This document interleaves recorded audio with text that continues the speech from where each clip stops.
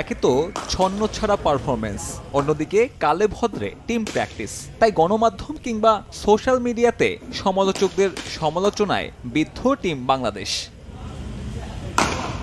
তবে পর্যাপ্ত অনুশীলনের অভাব নয়। খালেদ মাহমুদ সুজন মনে করেন টাইগারদের টানা ব্যর্থতার কারণ তাদের মানসিকতা। পাশাপাশি দলের একাদশ নির্বাচন নিয়েও প্রশ্ন তুলেছেন সাবেক এই টাইগার অধিনায়ক। স্কিলের আমি কোনো প্রবলেমই দেখি না, আমি মনে করি এটা মানসিক প্রবলেম। যখন আমেরিকার সাথে প্রথম ম্যাচ খেললাম তখন তামিম কেন খেললো না, আমার প্রশ্ন ছিল এইটাই। বিকজ জিম্বাবুয়ে থেকে যদি কেউ রান করে যায় সেটা তামিমই। তো একটা ফর্মের প্লেয়ার আপনি কেন ফার্স্ট ম্যাচে খেলেন না, আমার বোধগম্য না।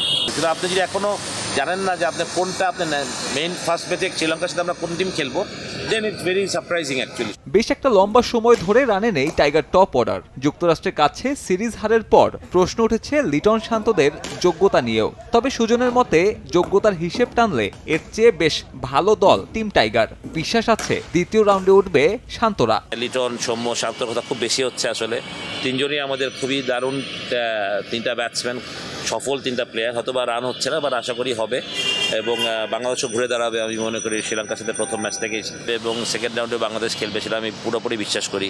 তবে এত কিছুর মাঝে ব্যতিক্রম কেবল মাহমুদুল্লাহ রিয়াদ। স্রোতের বিপরীতে হেঁটে দারুণ এক প্রত্যাবর্তনের মাইলফলক স্থাপন করেছেন এই সিনিয়র ক্যাম্পেইনার। রিয়াদ আমার মনে হয় যে প্রেশারে খেলতেই বেশি পছন্দ করে, কারণ ও সারা জীবন আসলে আন্ডার প্রেশারে ক্রিকেট খেলেছে, বাদ পরে ঢুকে ডিফিকাল্ট। বাট আমি মনে করি হ্যাটস অফ যে মানে যে এই বয়স যে একটা ব্যারিয়ার না, এটা রিয়াদ প্রমাণ করলো আরেকবার। সাব্বির মিথুন, সময় সংবাদ।